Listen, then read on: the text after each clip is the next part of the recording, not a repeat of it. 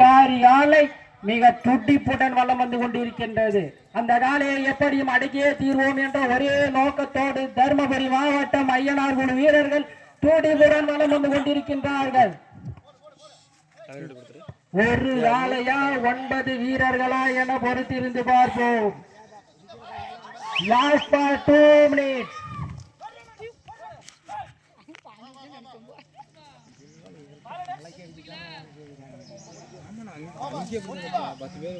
சீவிய கொம்புகள் மணமணக்க வீசிய தென்றலில் உன் மேனி அசைய அசுரனாய் நின்று ஆடும் அழகனே.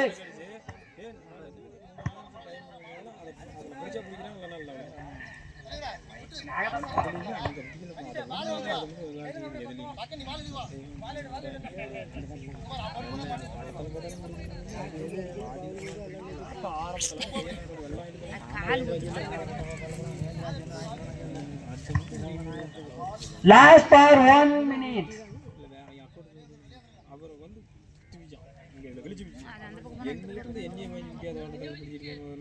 தருமபுரி மாவட்டம் நரசிம்மா ரெட்டி அவர்களது செயின் காரி காலை வெற்றி பெற்றதாக அறிவிக்கப்படுகிறது.